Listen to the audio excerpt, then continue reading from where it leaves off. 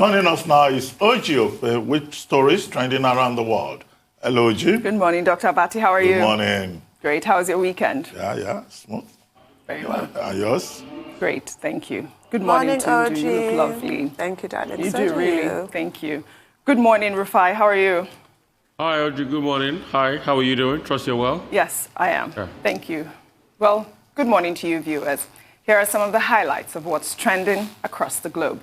First, WTO boss Ngozi Okonjo-Iweala has reacted to the racist and sexist remark made by a Swedish newspaper. Then, Nigerian athlete, 18-year-old Favour Ofili over the weekend, qualified for the 2020 Olympics after she broke the African record in the women's 200 meters race in Fayetteville, USA. Then, as extreme cold weather continues to batter parts of the U.S., the iconic Niagara Falls has partially frozen. Pictures and videos, which are now making the rounds on the internet, show the waterfall looking like a winter wonderland.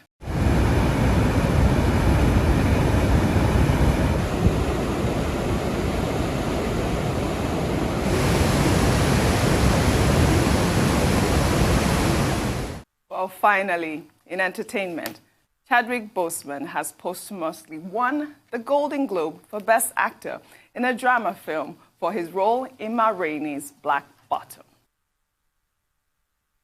About them songs I give you. They're not the right songs, but I'll take them off your hands for you. I got my time coming to me. You don't know nothing about what kind of blood I got, what kind of heart I got beat here. Come on. Come on!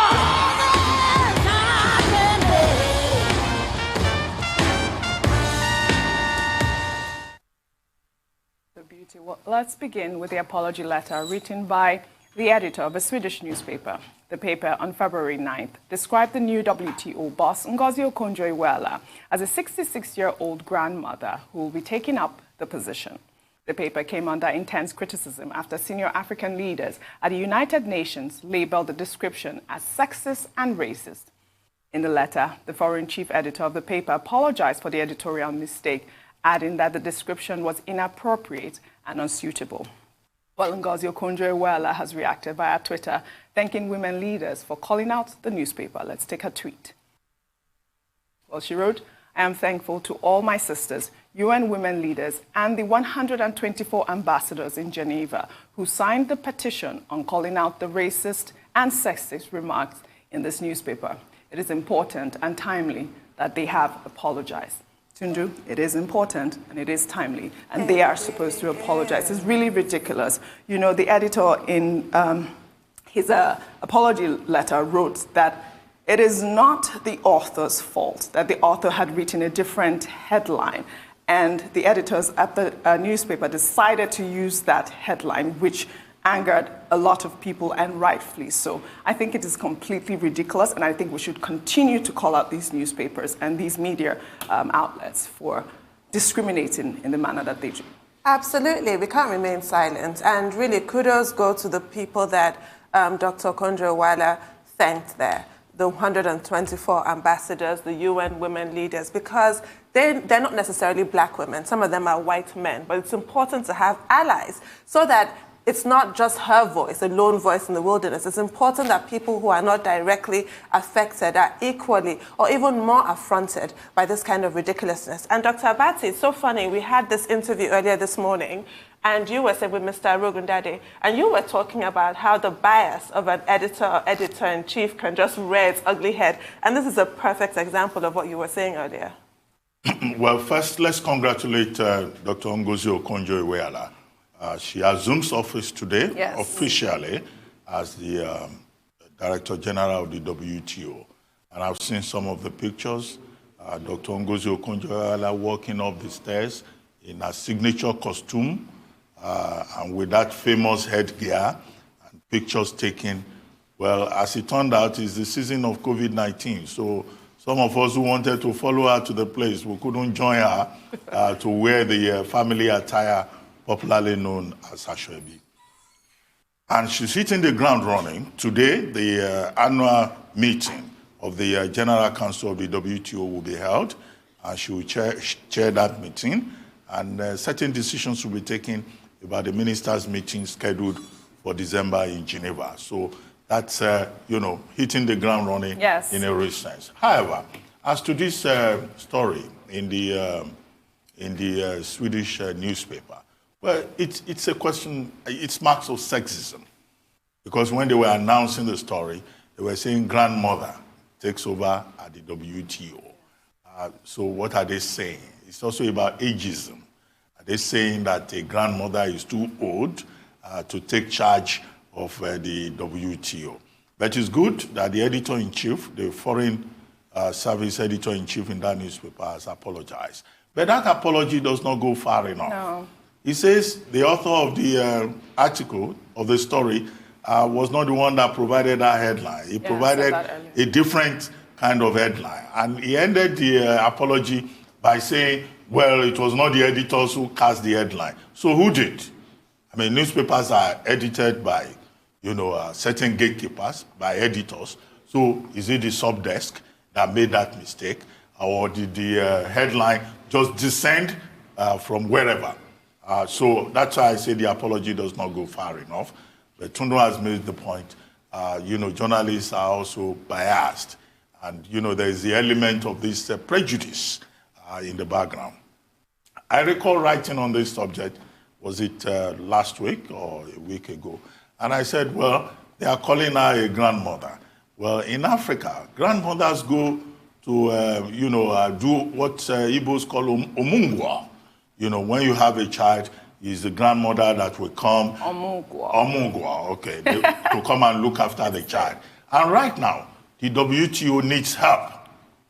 And perhaps Ngozi Okonjo-Iweala is that particular, grandmother that they are calling her that needs to go and straighten the problematic system that they have at the WTO.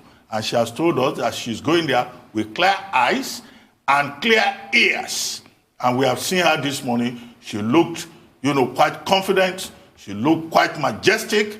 And, our prayers is that she will succeed in her mission to strengthen the WTO. And, all those people writing funny headlines, let's hope that they will turn around and know that a new broom is at the WTO, and this new broom is determined to sweep the place very clean. And she's an African woman. Rufai, your take on the story? I think the story came up a couple of months ago about what a certain paper wrote about her, and I called it downright racism. Damn. Some people disagree with me, but you've seen it now. It's clear racism. Ursula von der Leyen, President of the European Commission, has got 7 children. How about me writing a headline and say, mother of 7 become president of ECB? It's just racism at its finest. Let's call it what it is. And the problem is there are still some of these people that don't believe Africa can aspire and get to the very top and do well. So when they see Africa get to the top and do well, they get really upset. So they write all sorts of their sentiments in their papers. And we don't care. It was just like the question the Japanese journalist was asking her during our press conference that day about competency. A woman that has done so well in the World Bank being finance minister, how would she not be competent? Let's call these people for what they are. They are racist. Not all of them, but some of them are racist. And that apology smirks of racism at its finest. Just say sorry and move on. Don't pass the buck. You are racist. You don't think well of Africans. But you know what? We will shine and will shine in your face. Well, it's also discrimination against women, perhaps. Yes, you recall the other day, we were talking of Yoshiro Mori, the chairman of the local organizing committee. Former chairman. Of the former, chairman as it then was. And there was this protest in Japan. 1,000 volunteers pulled out. But do you know what then happened in Japan? The ruling party in Japan decided that they will allow women to become members of the board of the party.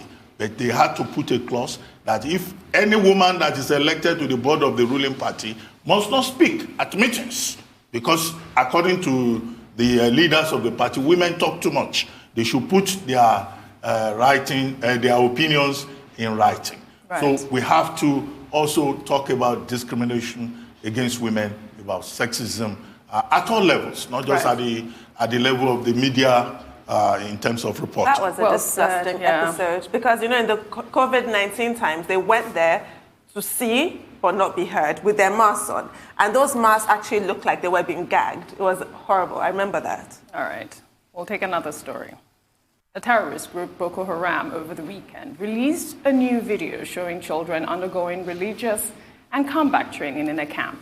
Well, according to an online report, the images in the video show relatively young children dressed in balaclava while undergoing martial arts training, weapons handling, and participating in religious education classes. In the meantime, reactions have continued to trail the kidnapping of school children in Zamfara state and the conflicting reports on the fate of the schoolgirls. This has, really upset a lot of people. This video, including the conflicting reports that we're hearing about the abducted children, whether or not they were released or where they are at this point. But the thing that really got me was when I read what the governor said about the bandits or the kidnapping of the school children. On Punch, the headline reads, "Nigerians will be shocked by those behind schoolgirls' abduction."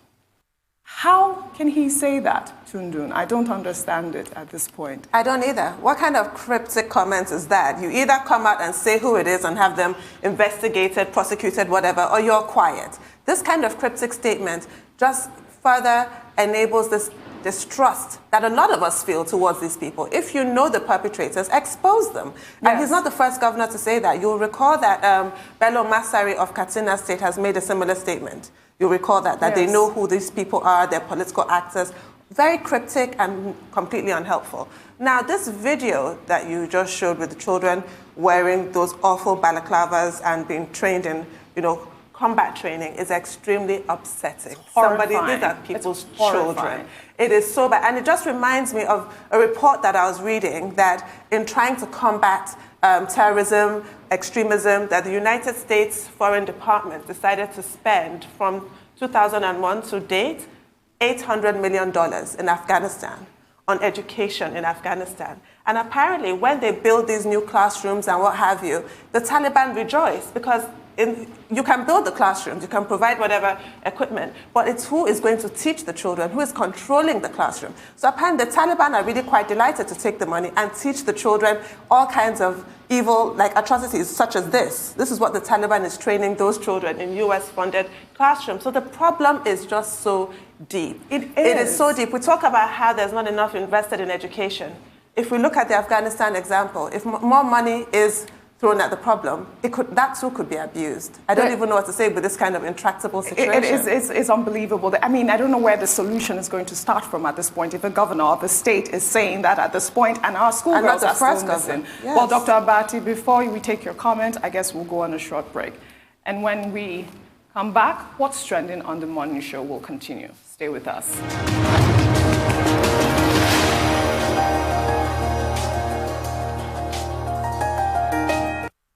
Welcome back to the morning show. We're still on What's Trending. Dr. Abati, before we went on a break, we were talking about the abduction of the schoolgirls and the statement made by the child soldiers, right?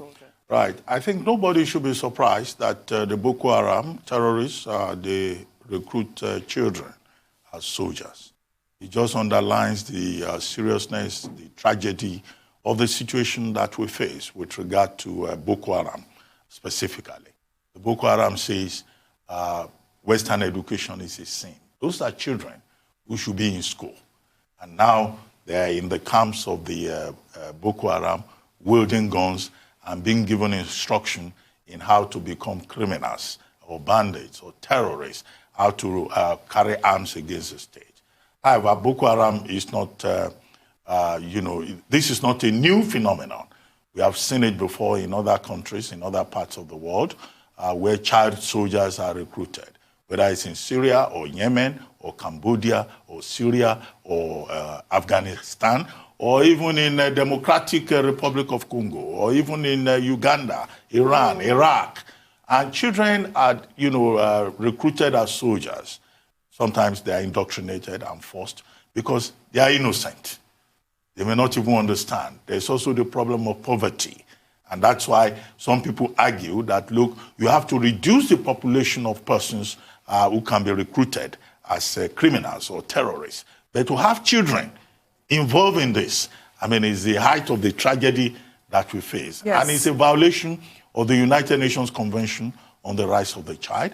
It's a violation of the United Nations Optional Protocol on the involvement of children in armed conflict. It's called OPAC. And that's why we have something that is called the Red Hand Day. Every February 12 every year, you know, the United Nations celebrates the menace of children being recruited as soldiers. And this should be a subtle reminder of the need for the authorities, for the Nigerian government to realize that what we face is an emergency that we cannot joke about. And that is why it is sad that you will have, you know, children abducted on one hand, children recruited as child soldiers on the other hand, their future abbreviated, in a very, sad manner. And then you will have a governor, Matawale, the governor that you refer to, saying that, oh, he is not against negotiating with terrorists. Now, in the United Kingdom, Priti Patel, the Home Secretary, was just talking about people who smuggle other human beings. Although in that regard, the references to illegal immigration. I was saying that the punishment for, smuggling people and, trafficking in people or engaging in illegal migration, that the perpetrators, the punishment should be life imprisonment beyond the 14 years maximum sanction that is in the laws. And here in Nigeria, you have political leaders talking about negotiating or giving blanket amnesty, and you have persons who should be responsible members of society paying solidarity visits to bandits. So at the end of the day, we have to worry about how government is responding. And those children, they need to be saved. That should be a priority. Number one. Thank you, Dr. Abati. Rufai, your take on this story? I mean, it's quite very sad. And for me, the kind of rhetoric we've heard in the past week, honestly, I've lost my respect for a lot of people. Anyway, a lot of people I never respected in the first place. So it's quite shocking to see all of this happening so quick and so sudden. But you remember a story you reported a couple of months back, Oji, about a child soldier that was rescued, yes, that was showing us his moves and how he, used the guns and things like that. Yes. And a lot of people disputed that story. They said the young man was just lying. It's now obvious that young man was telling the truth. Of course not. Because he probably came from camps like this, where they showed him how to be a marksman. We're sitting on a keg of gunpowder. We're building new soldiers. These things don't go away. I've seen many child soldiers in my life. From Sierra Leone and Liberia. To rehabilitate them takes a lifetime. Even if they go back to school and they get their lives back, the nightmare still haunts them many years afterwards. We're sitting on a keg of gunpowder. We need to de-escalate this once and for all. We need to de-escalate this once and for all. And I keep begging, please, let us do what is right. Government should step in. Do what is right. We need to rescue these children. They say the children are the leaders of tomorrow. They are. Is that what our leaders are doing? Our leaders of tomorrow, are they carrying guns and being taught some form of warped indoctrination? We can't allow that to happen. Everything must be done. Thank you, Rufai. We'll take our final story. A video of a phone hacker narrating how he breaks into people's bank accounts made the rounds on social media over the weekend. The cyber criminal, during his arraignment, confessed that he carries out his operation through SIM transaction by inputting a certain code, after which he manipulates the account and then siphons the funds. He added that if there was no money in the salary account, he would proceed to borrowing money. He also revealed that the stolen funds are then transferred to an untraceable account. I mean, if you had seen the story, it was in Yoruba, but I could understand everything this man was saying. And it was so amazing that this man had this type of talent and he used it for criminal activity. I mean, it is unbelievable. But in the United States, people like him will be recruited into the FBI, Tundu. Yes, remember that movie? What's this? Catch Me If You Can. Yeah. The movie, the man that was based on, he got hired because it was just so brilliant. That's exactly what I thought. I mean, he's so ingenious. Yeah. I look at what he sent his mind to do. It's really sad. But I'm interested in this notion that he says of an untraceable account. Yes. Do we have any such thing? Good point. I thought with BVNs that there's no such thing as an untraceable account in Nigeria today. I'd like that answered. Good point. Well, I think the story is also very sad. You have out there a growing population of young Nigerians who want to get rich quick, I guess because of the moral turpitude that we have in the country. And they don't want to work hard. They've voted for a life of fraud. And they spend their time learning, something called coding, which in itself, professionally, is a distinguished choice for serious-minded people. But you have this growing population of fraudsters who do yahoo. They call it, the type that he specializes in, this particular person, is called wire or joker wire. And the whole idea is to get into people's bank accounts if they can get access to your SIM card. If they don't get access to your SIM card, if they can lay their hands on your BVN, bank verification number, then they can do whatever they like with your bank account. They can take money out of it. They can transfer money. They can even take loans on your behalf if it is a salary account. Yes. And then it is sent to an untraceable account in such a manner that if, according to the boy in the video, if that is traced, it will be traced to another person and not to the fraudster. But I've seen some comments saying that, in fact, he didn't give the full details. Yeah, there's more to it, So I hope that the investigators will do, due diligence. Yeah. Now, however, 2 points here. I think all of us need to be careful. You have to protect your SIM card. You have to be careful how you store personal information, your BVN in particular, because he uses your phone, your SIM card, to get your personal information, and then they commit the crime. Then the banks also need to be more careful. This is some wake-up call for the banks. Absolutely. Because if I keep my money in your bank, no, don't come and tell me that somebody withdrew it. This is it. Because you have to provide the proof. And there is no proof. And I need to know about untraceable accounts. Yes, the untraceable account. I don't know if you have time to comment. Do you know anything about the untraceable I've got time accounts? to comment. I mean, Tunde was a good one you said about Frank Abagnale. Yes, Abingdale. Abingdale, that's his name. Thank you. Frank Abingdale. That catch me if you can. But the truth has to be said. So another thing they do is this. Be very careful. When you go to use your ATM card to withdraw from an external POS outside to get cash, what they do is they take your number, they go to various websites, where you can transfer money, and they have access to your account, and they withdraw money from there. Well, thank you So that's very another much, thing they do. So be for that. very careful. Don't give these details out for any reason. Well, we should all be very careful with personal details. Thank you very much. Thank you, Dr. Bassey. Ojinika. Thank you, Rufai. See you tomorrow.